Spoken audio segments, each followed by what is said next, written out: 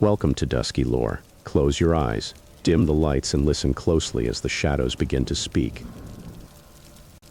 Story 1.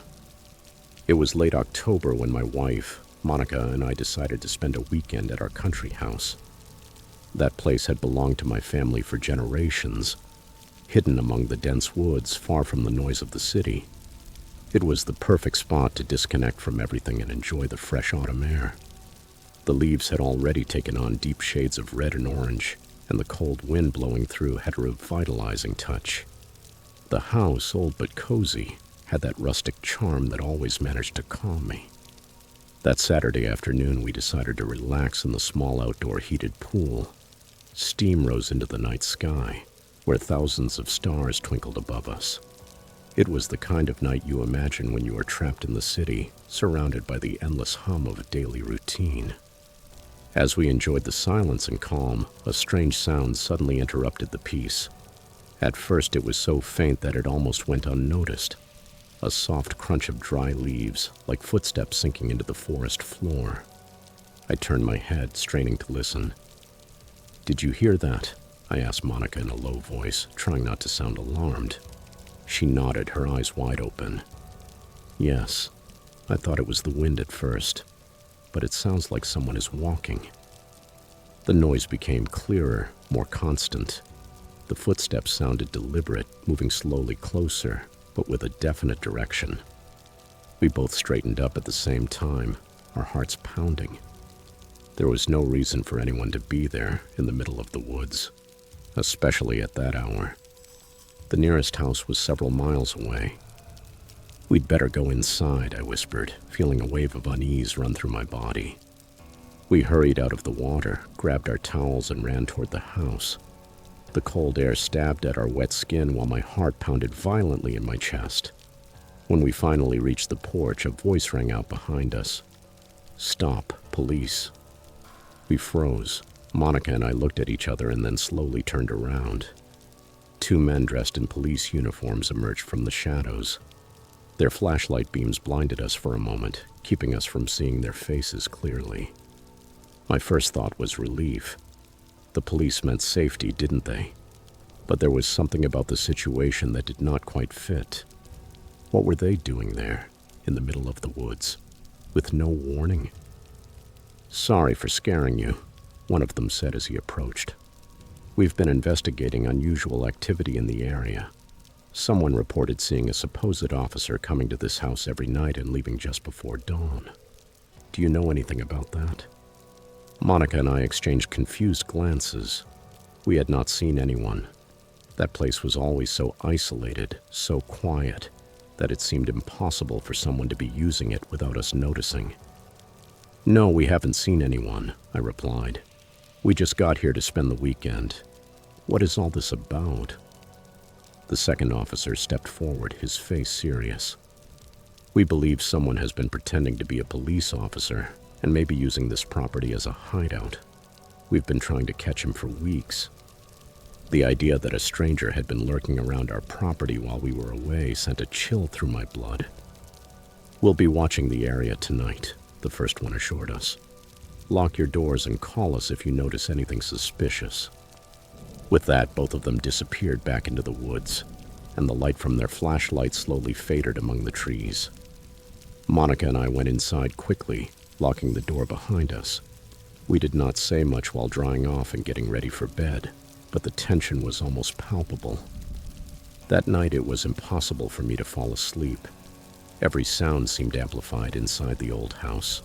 The creaking of the wood, the blowing wind, even the slight movement of branches against the windows. My mind would not stop imagining things, footsteps, shadows, presences, but exhaustion eventually overcame me, and little by little I drifted into a restless sleep. I do not know how much time had passed when a violent pounding on the front door made me jump out of bed. My heart was beating so hard that I could barely breathe. Monica was already awake, pale, her eyes full of fear. Who's there?" she whispered, barely audible.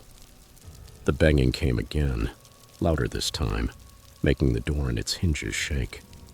We could hear footsteps and heavy breathing on the other side, as if someone were desperate to get in. I swallowed hard and managed to shout, "Who is it?" For a moment, silence. Then a rough, authoritative voice answered, "Open the door."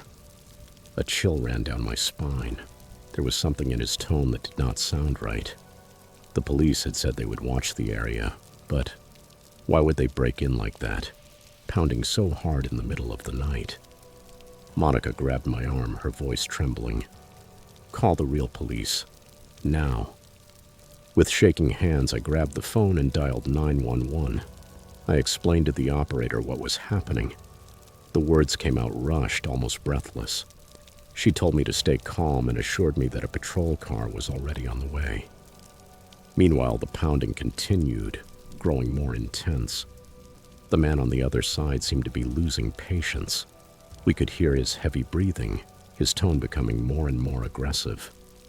"I told you to open the door. I'm police," he roared. But something inside me screamed not to do it. There was something deeply wrong about all of it. A few minutes passed that felt eternal until blue and red light flashed through the windows. I moved closer cautiously and through the curtains saw a patrol car pulling up in front of the house. 2 real officers stepped out of the vehicle with their guns drawn. The pounding stopped abruptly. Then we heard shouting and the sound of a struggle outside.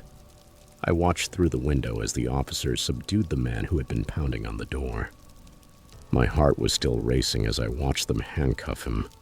The imposter was tall, with an unkempt beard, wearing a fake uniform that, under the light, was obviously false. His face was twisted with anger, but there was something else in his eyes. A kind of madness, a disturbing darkness. A shiver ran through me when I realized how close we had come to opening the door to him. When the officers left, taking the imposter with them, Monica and I sat in silence for a long time. We did not know what to say. The fear still hung in the air like a thick shadow. The place that had always been our refuge, our little peace, suddenly felt foreign, contaminated. That night we barely slept, and when the sun finally began to rise through the trees, we made the decision to leave. That weekend, which was supposed to be a peaceful getaway, turned into a nightmare that still haunts me.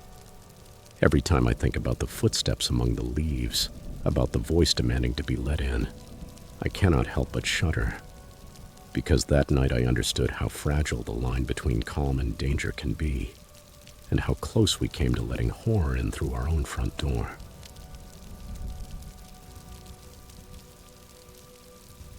Story 2. Last year, I was a freshman at the University of Hartford in Connecticut. I decided to start college without declaring a major, since I still was not sure what I wanted to do with my life. I have always been a very social person, and I was drawn to the world of college fraternities, so I decided to take part in the initiation process, or rush of one of them, whose name I prefer not to mention. During the first week, everything was fairly simple. I had to get to know the fraternity members, spend time with them, and take part in some group activities. But in the second week, things started to become much more intense. That was when the real hazing began.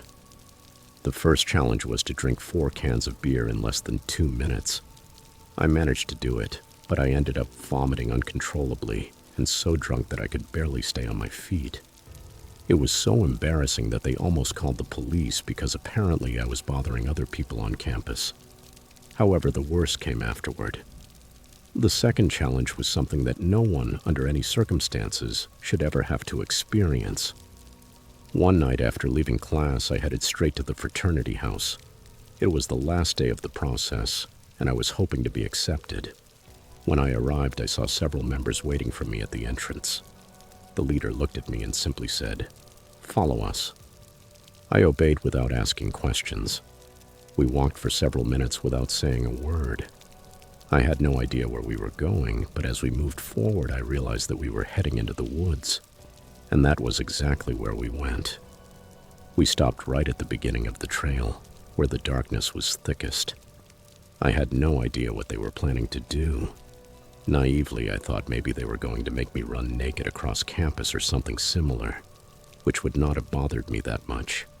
After all, it would have been something people might laugh about. But I was wrong. Terribly wrong. The leader came closer and put a blindfold over my eyes. 2 other members tightened it firmly. Then I felt them shove me onto a mat on the ground.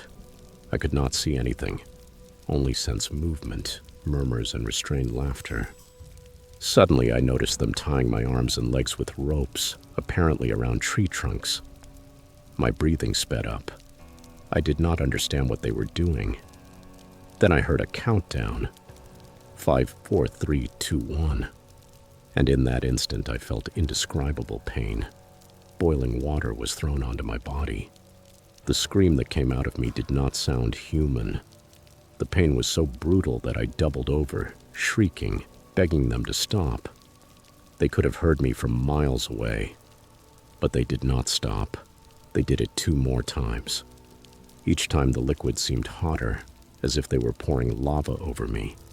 When they finally untied me, I could barely stay on my feet. They removed the blindfold, and there they all were, surrounding me in a circle. Their faces showed no remorse, only a mixture of pride and mockery. For a moment I thought about running, but I knew it would be useless. It was 20 against 1. The leader came closer, stopped in front of me, and with a crooked smile held out his hand. "Congratulations," he said. "You're part of the fraternity now." Then he added, "In 2 days we'll see each other again to make it official." After that, they all left, leaving me there alone, soaked and with my body burning. At that moment, I made my decision. I was not going to be part of them. They had crossed an unforgivable line. Fortunately, I still had my phone with me. I called 911 and told the operator everything that had happened. She told me to stay where I was, that they would send a patrol car to pick me up and take me to the police station to give my statement. After I gave my testimony, they took me to the hospital, where I was diagnosed with first-degree burns. I called my mother and told her everything. Her voice on the other end of the phone was broken with anguish. She promised she would come get me right away. When I got back home, we had a long conversation. I told her I wanted to leave the university for the rest of the year and continue my studies the following year. She completely agreed. We reported the incident to the university, and to my surprise, the fraternity was suspended shortly afterward. This past August, I enrolled in another institution, but this time with no interest at all in joining any fraternity. My advice to anyone considering joining an organization like that is, do not do it. It is not worth going through humiliating rituals step by step just to be accepted, nor paying money for fake friendships. Calling it brotherhood is ironic, because there is nothing brotherly about it. In fact, it is the complete opposite. When I have children, I will never allow them to join any fraternity. After what I lived through, I do not want anyone else to go through something like that. And before moving on to the next story, if this is your first time visiting us, make sure to subscribe to the channel and turn on the notification bell to hear more chilling stories. Your support means a lot to us. Please share these stories with your friends and family. Thank you.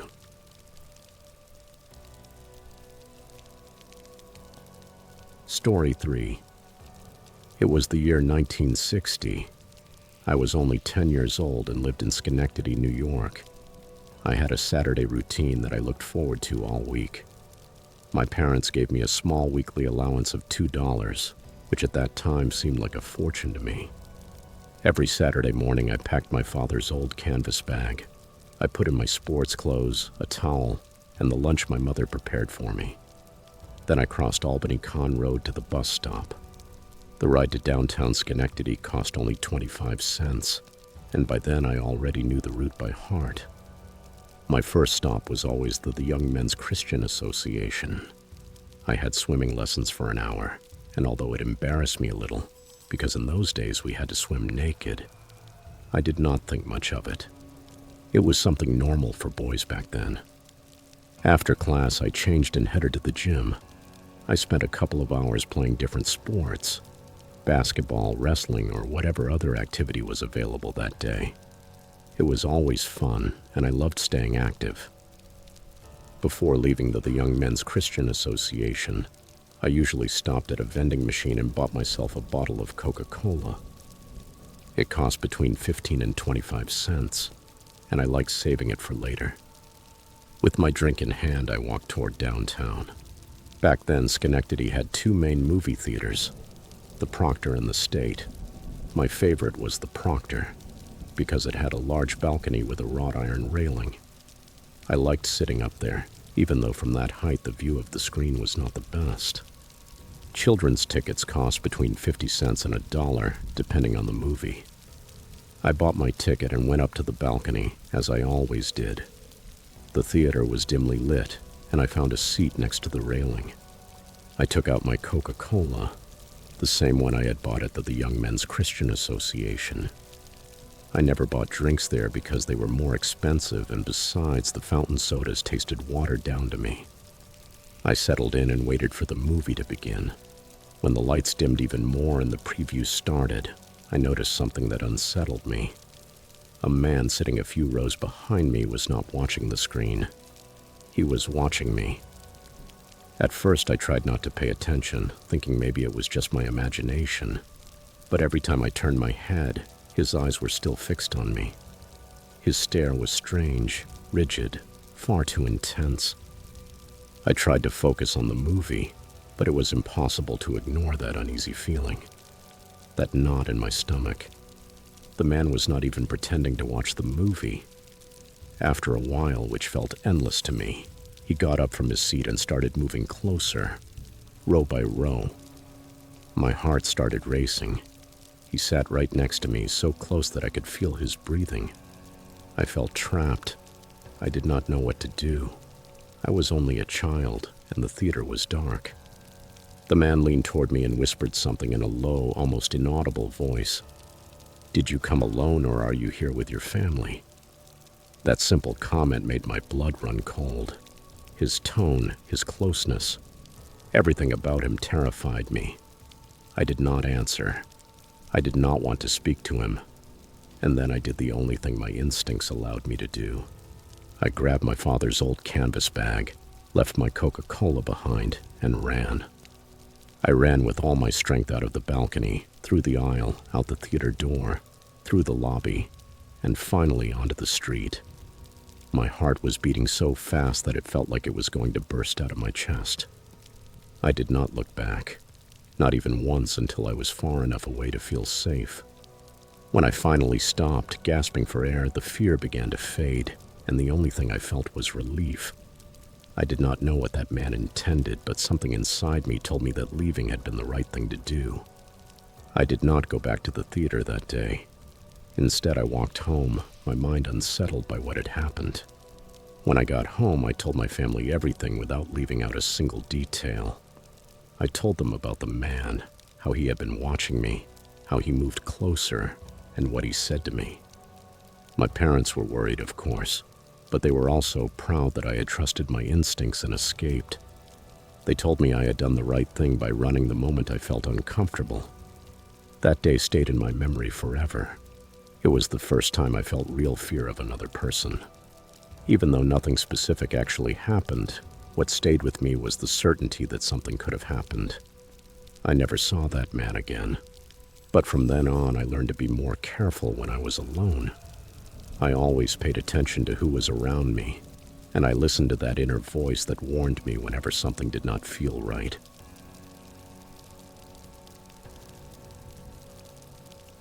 Story 4. I have lived my entire life in Washington Heights, New York. It has always been a rough neighborhood. Store alarms went off at all hours. Gunshots could be heard in the distance, and the sound of people shouting in the streets was just part of the scenery. Over time, those noises stopped scaring me. They became part of the routine. Seeing police cars drive by was as normal as seeing the usual bus. But one day, something happened that completely changed the way I saw the neighborhood. That day made me understand how truly terrifying it could be to live in Washington Heights. It was in 2019, and I remember it perfectly because the day had started like any other. I was coming back from getting a haircut at a barber shop in downtown Manhattan. The subway ride home took about 40 minutes, and I got off at my usual stop. From there, I only had to walk about 5 minutes to my building. I always took the same road without thinking much about it. It was such an automatic routine that I barely noticed it. However, that day, for some reason I still do not understand, I decided to take a shortcut through an alley. It was an impulsive decision, something I did without thinking.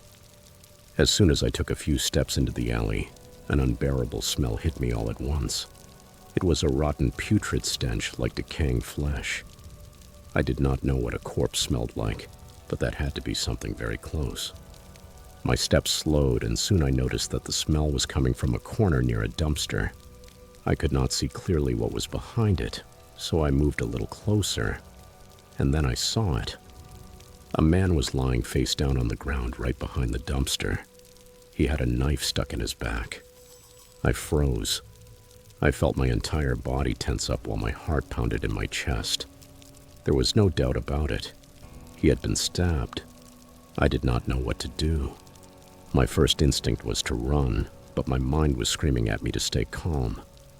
I thought about calling the police, but fear stopped me. What if they thought I was the one responsible? Just the idea of getting involved in a crime made my stomach twist. Without thinking any further, I turned around and ran out of the alley. I ran all the way to my building without stopping or looking back. When I finally got there, I rushed inside, gasping for air, and locked the door behind me. I could feel my heart beating like a drum. That night, I could not get the image out of my mind.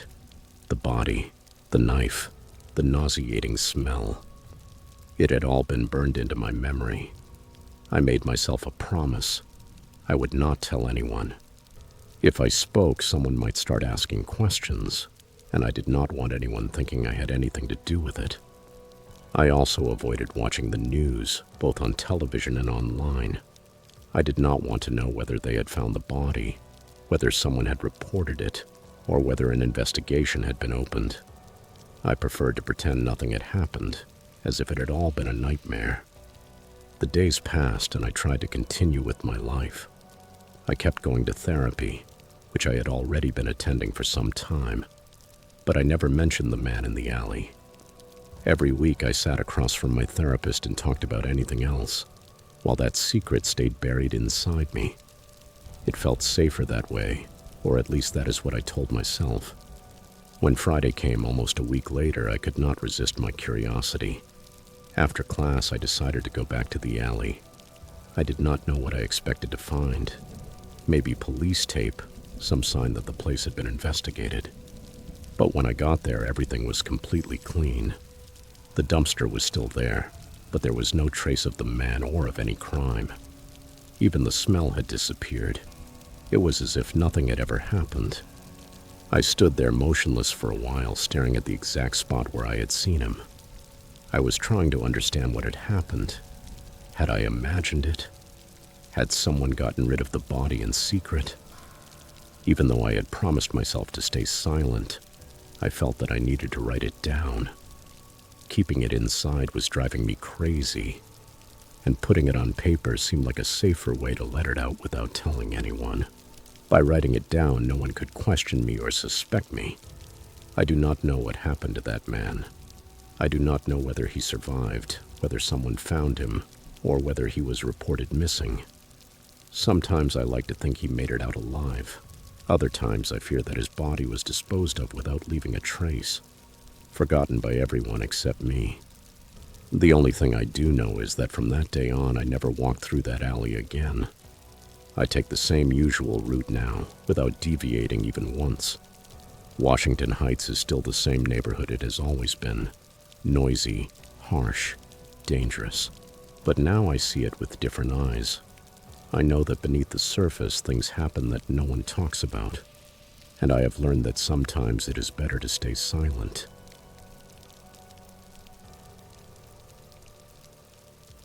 Story 5. My name is Camden. I am 21 now, but when all of this happened, I was only 18. I have never been able to erase the memory of that night from my mind, and honestly, I do not think I ever will. My twin sister, Claire, and I were working our usual closing shift at Buffalo Wild Wings, just like we did almost every night. It was a normal shift, the usual noise, the smell of fried wings filling the air, and the constant sound of the games playing on the restaurant TVs. When we finally finished and clocked out, all we wanted was to go home and rest. It had rained earlier that day, so the streets were still wet and slippery. I remember that detail very clearly now, even though at the time it was just one more small note in an ordinary day. We got into my old 1998 Ford Ranger, a vehicle that had already seen better years, but until then had never failed me. I started the engine, pulled out of the parking lot, and began the short drive home. It was late, past midnight, and the streets were almost deserted. Everything seemed calm.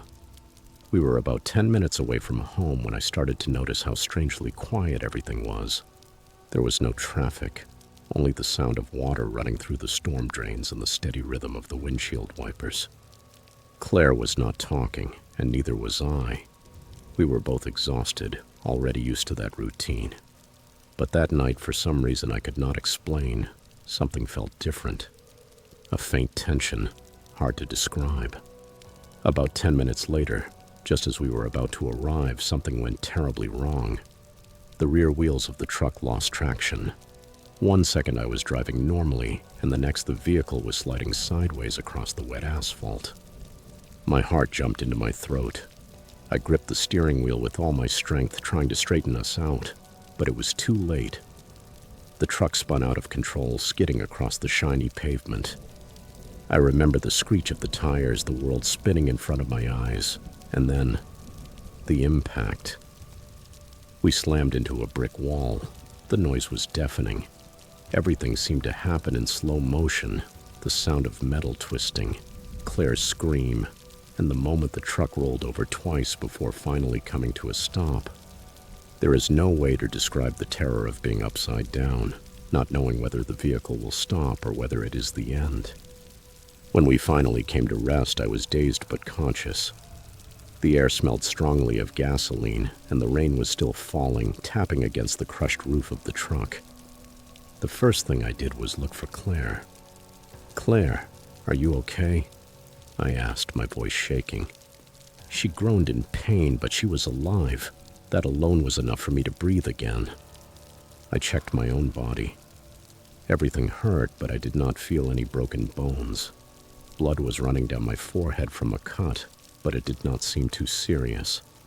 We were unbelievably lucky to still be alive. With trembling hands, I pulled out my phone and dialed 911. I tried to explain our location and what had happened, even though my voice was shaking. After that, I called my parents, though I could barely think clearly. Everything was a mix of panic, fear, and adrenaline. They took us to the hospital. I had a mild brain bleed and needed stitches. Claire had suffered a concussion. The doctor said it was almost a miracle that we had survived, considering how severe the crash was. But what truly haunts me was not the accident itself, but what came afterward. Once we were at the hospital, in separate beds but facing each other, we started talking about what had happened. I asked Claire, "Did you see the same thing I saw right before we crashed? Did you see the lights?" She looked at me with a confused expression, but finally nodded slowly. "Yes, I saw them," she said in a low, almost fearful voice. A chill ran through my body. Those headlights had been right in front of us before the crash, so close that they looked like they were about to hit us head-on. They were impossibly close. And then nothing. There was no car, no sound of tires, only darkness and rain. If there had been another vehicle, a collision would have been unavoidable, and yet we only hit the wall. When the police arrived, they did not mention anything about another car. They found no tire marks, no signs of another impact. It was just us. The officer who responded told us we were very lucky, and I nodded. But inside, I could not stop thinking about those lights that should not have disappeared. During my recovery, I could not get that image out of my head. The feeling that something or someone had been there. The crash site was only about 150 yards from a church, and that detail felt impossible for me to ignore. It was as if that place had some kind of energy or presence. Sometimes I think those lights were a warning, or maybe an intervention, a spirit, an angel, something beyond what I can understand. I do not know, and I probably never will.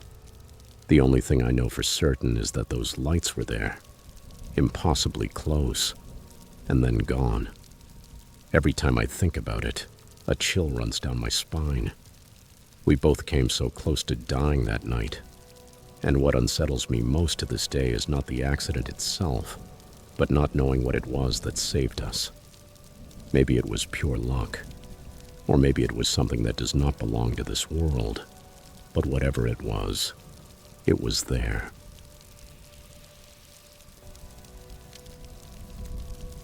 Story 6. I lived in a small, cheap apartment on the outskirts of the city. It was nothing special.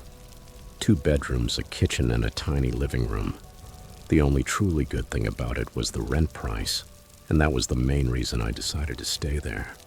My former roommate moved out suddenly, so I had to find someone quickly to help share the expenses. I did not have many options, so I posted an ad online and hoped for the best. That was how I met Greg. At first, he seemed like a good guy. He was quiet, paid his share of the rent on time, and generally kept to himself. He worked the night shift at a warehouse, so we rarely crossed paths. When we did talk, it was only about practical things: bills, food, cleaning. But after a few weeks, I started noticing strange things.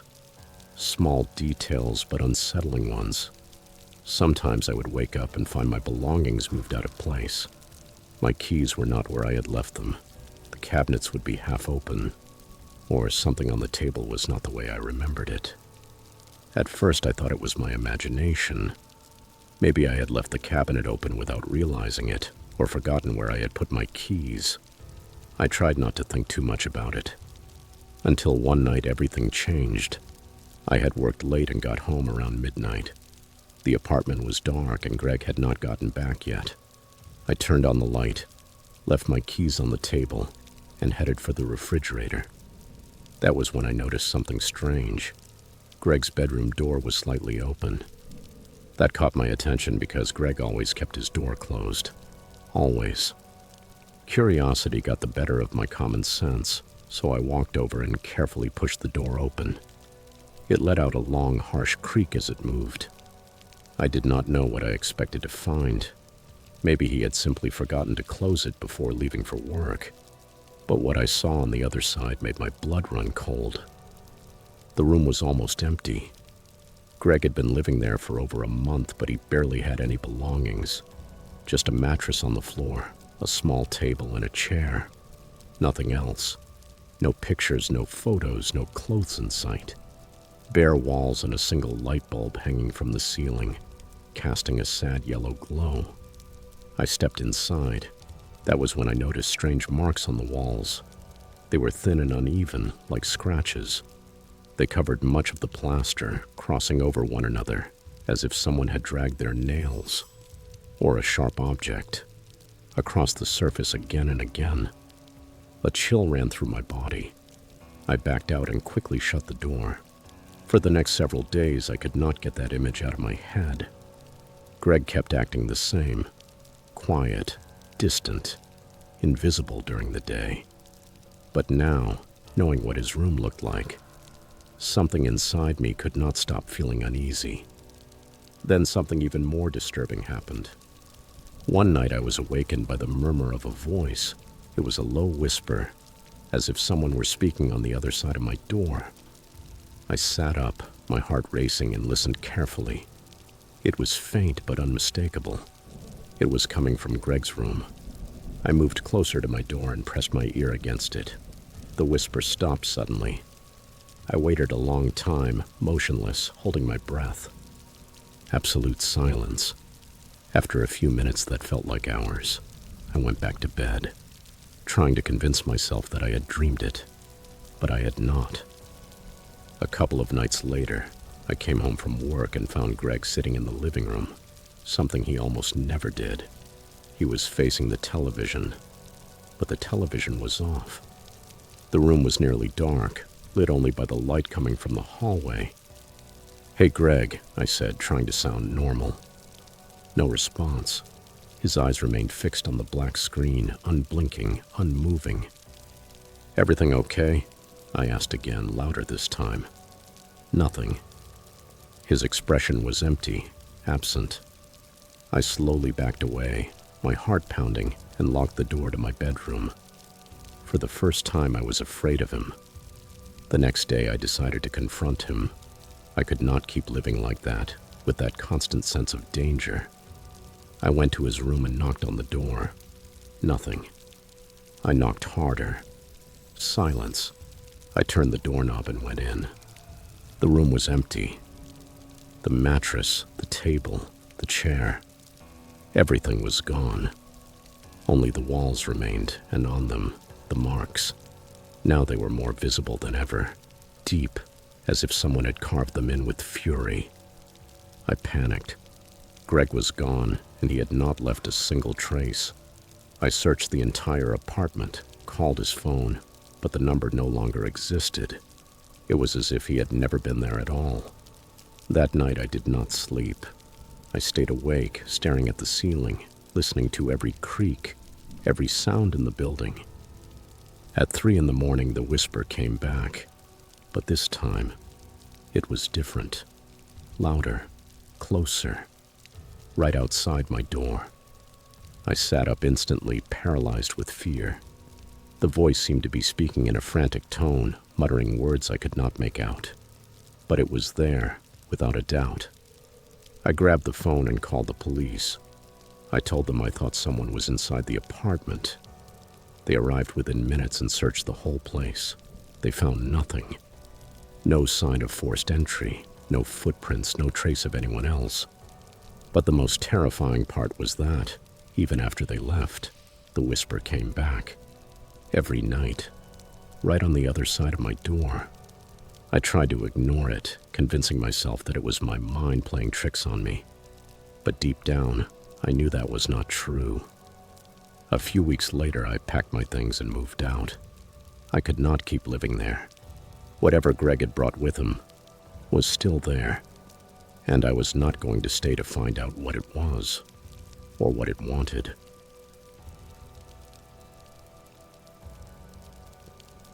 Story 7. This story happened in 2019, when I was still in high school and living in Canada before I moved to the United States. During that year, I met a girl, who I will call Tess for privacy reasons. Tess and I became friends quickly, and not long after we started dating. During the first few months, our relationship was wonderful. We saw each other every day, kissed constantly, and it seemed like nothing could go wrong. It was that kind of intense teenage love that makes you believe it will last forever. I even came to think that one day I would marry her, because our relationship felt strong, almost perfect.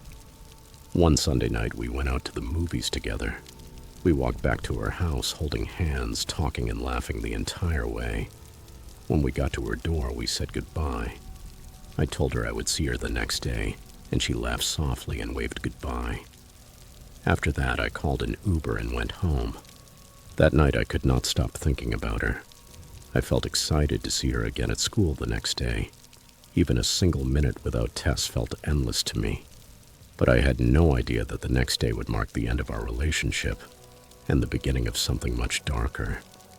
The following morning, I woke up, ate breakfast, brushed my teeth, got dressed, and rode my bike to school.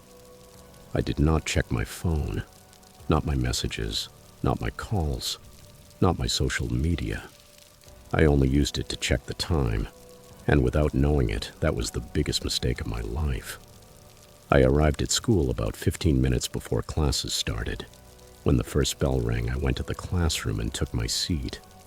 The teacher had just walked in when suddenly the emergency alarm went off. "Attention, students, this is a full lockdown." My heart started racing. A lockdown, why? What had happened? No one knew anything, but we all followed the instructions. We hid in the part of the classroom that could not be seen from the windows, and the lights were turned off. About 10 minutes passed in complete silence. Then the principal's voice came over the speakers again, saying that the lockdown was over and that we could return to our normal activities.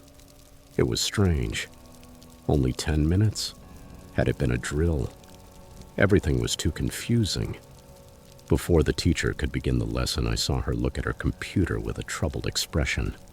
She read something out loud. "I need you to go to the principal's office." I froze. Me? What had I done? I had no idea, but I obeyed. When I arrived, the principal asked me to sit down. He had a very serious, almost sad expression. Then he said something that completely shattered me. "Son, I'm very sorry. Your girlfriend Tess posted a photo on Instagram saying that she was planning to shoot up the school." I felt my whole world collapse. I could not breathe. I was completely paralyzed. The principal continued explaining that someone had seen the post and reported it immediately. The police got involved and Tess was arrested that very morning. "I'm truly sorry," the principal added in a low voice. I started crying. I could not believe it. The girl I loved, the person I cared about most, had been planning something so terrible. The principal offered me a box of tissues and placed a hand on my shoulder. He asked if there was anything he could do for me. I asked for permission to go home and recover from what had happened. He let me leave, asking me to come back the next day. I left the school, got on my bike, and rode home in complete silence. When I got home, I checked Tess's social media. Everything was gone. Her accounts had been deleted or deactivated. I spent the rest of the day thinking over and over about what had happened, trying to understand why. I remembered that during our relationship, I had once asked her about her past. She always gave the same answer. I'd rather not talk about that. At the time, I did not push her, but now everything fit together in a twisted and tragic way. I called my parents to tell them what had happened. They were shocked too, unable to believe it. They said it was unthinkable, beyond all logic. The following months were very hard. Going back to school made me afraid. I feared that something like that could happen again, that someone else might do the same. I started going to therapy every week because my mental health had gotten much worse. I never heard from Tess again. She never contacted me, and honestly, I am glad she did not. Over time, I came to understand that she had been hiding a dark side, something deeply disturbed inside her. Sometimes I wonder what became of her, whether she got the help she so badly needed. Other times, I would rather not know. Wherever she is now, I only hope that she found some peace and the help that deep down she always needed.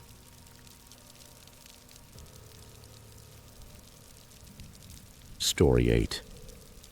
I work as a bartender at a local bar, most days. My job is pretty routine. Serving drinks, cleaning the counter, listening to conversations. But every now and then, something happens that shakes me. A dark moment, the kind that stays with you. And this is one of those times. It was an ordinary afternoon. While I was wiping down the counter, the bar phone started ringing. I did not think much of it.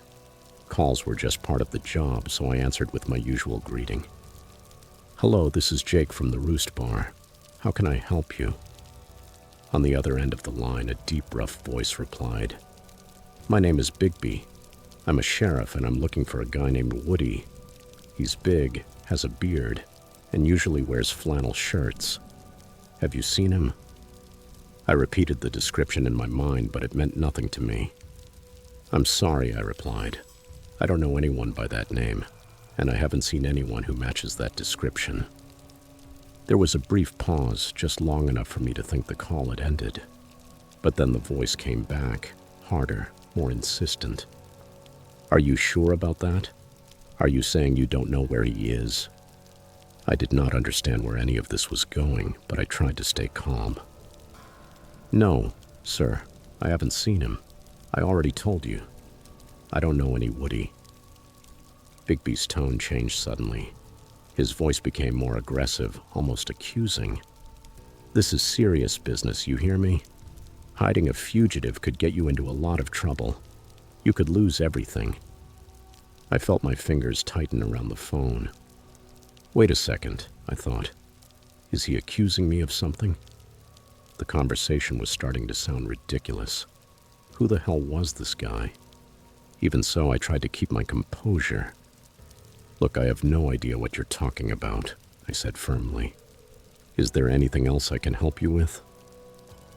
Bigby's tone became impatient, almost threatening. That doesn't matter right now, he growled. That was when I decided to end the call.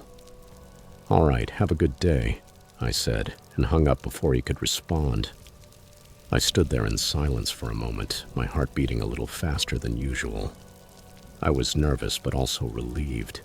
It was probably just a stressed-out sheriff with the wrong number. Nothing more. I took a deep breath, picked up the rag, and went back to wiping the counter. But before I could even touch it, the phone rang again. I let out a sigh. I thought it would be some customer asking about reservations or the hours. I answered, and did not even get the chance to speak. You can't just hang up on me. It was him. Bigby. This time his voice sounded more hostile than before. I started getting angry. Yes, I can, I replied, trying to stay calm. And I just did. I had no patience for nonsense, especially in the middle of a work shift. The man growled on the other end of the line, and then his voice changed. It became darker, deeper, almost inhuman. This is a murder investigation, do you hear me? If you don't give me what I want, I'll rip out your throat, your arms, and your face. His words made my blood run cold. I froze, the receiver pressed against my ear. He was no longer just an annoying sheriff. He was a real threat. My heart started pounding in my chest. I had to think fast. Two possibilities crossed my mind. Either this man was lying about being a police officer, or he really was one, completely out of control. Dangerous, unstable. But enough was enough. I was not going to let him intimidate me. Listen, I said coldly. If you've got something to say, come to the bar and say it to my face. But don't ever call here again. I've got a friend who can trace numbers. And trust me, you do not want to find out what happens if he does. I slammed the phone down. My hands were shaking, a mix of anger and adrenaline running through my veins. I took several deep breaths, trying to calm myself. The phone stayed silent after that. Bigby never called again. And he never showed up at the bar either. I do not know what he was looking for, or whether that was even his real name. I do not know if he was a sheriff, a psychopath, or just some sick person messing with people. But his voice, that voice, had something in it that made the hair on the back of my neck stand up. He did not sound like a man looking for justice. He sounded like someone who enjoyed other people's fear. Sometimes I wonder whether he did it to others too. Whether he calls strangers, intimidates them, threatens them, just to hear them tremble. I do not know what his purpose was, or whether anyone ever caught him, but something tells me he was still out there, looking for his next victim on the other end of the phone. And every now and then, when I am working the night shift, the bar empty and quiet, I look at the phone resting on the counter, still, motionless, almost as if it is waiting to ring again.